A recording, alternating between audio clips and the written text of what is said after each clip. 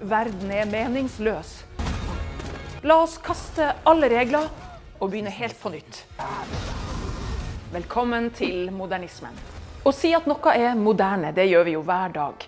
Så det kan jo være litt forvirrende at det finnes en egen periode i litteraturen som heter modernismen. Og for å gjøre det enda mer forvirrende, så foregikk den ikke samtidig i Norge som i resten av Europa.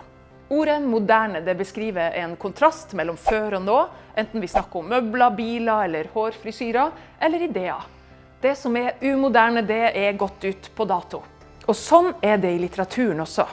Modernismen på begynnelsen av 1900-tallet var et tydelig brudd med litteraturen som hadde vært. Så hvorfor kom dette bruddet? Som du vet, litteratur oppstår ikke i et tomrom, den speiler samfunnet rundt seg. Og modernismen i Europa begynte på slutten av 1800-tallet. Industrien og byene vokste, flere grupper i samfunnet fikk innflytelse og stemmerett. Arbeiderklassen vokste, og vi fikk nye transportmidler, og det var økt kontakt over landegrensene. Det gamle bondesamfunnet forsvant. Og den modernistiske litteraturen den henger jo sammen med alt dette her. Det var mange som hadde en følelse at verden gikk helt i oppløsning. Religion ble mindre viktig, og med byene så fikk vi en ny underklasse, og med den nye problemer. På toppen av dette så kom første verdenskrig i 1914. Millioner av unge menn ble slaktet ned i Europas skyttergraver. Med første verdenskrig så mistet en hel generasjon trua på framtida, og trua på at mennesket var styrt av fornuft og godhet. Litteraturen ble påvirket av disse store forandringene. Tema som kjærlighet, livet og døden ble mindre viktig i bøkene. Og i stedet så handlet bøkene i modernismen ofte om det fremmedgjorte livet i byen, om kaos, usikkerhet og hovedpersonene sitt indre liv. Modernistene de prøvde også å utfordre måten vi skriver på.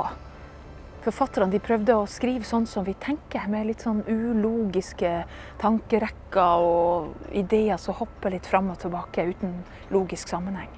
Noen av verdens mest berømte romaner ble skrevet i modernismen, og derfor er mange av dem klin umulig å lese.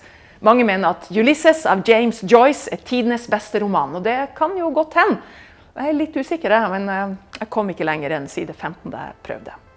To the Lighthouse av Virginia Woolf handler om familien Ramsay og deres venner som ønsker å dra ut til dette fyret utenfor sommerhuset. Og de prøver hver dag, og de lover dette til sønnen sin. Bare været blir litt bedre, så skal vi dra til fyret. Vi skal dra til fyret i morgen, og det handler nesten bare om det.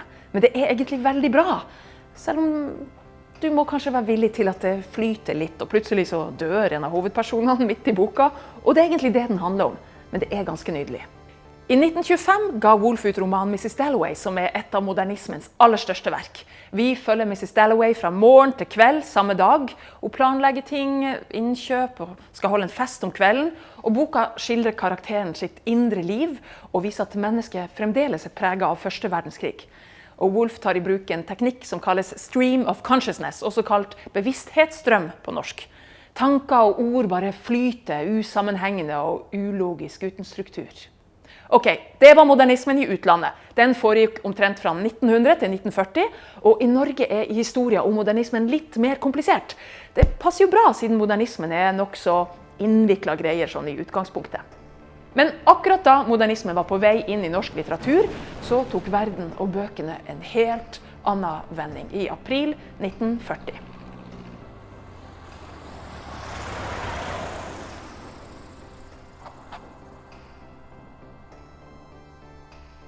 Med byer og ny transport og industri.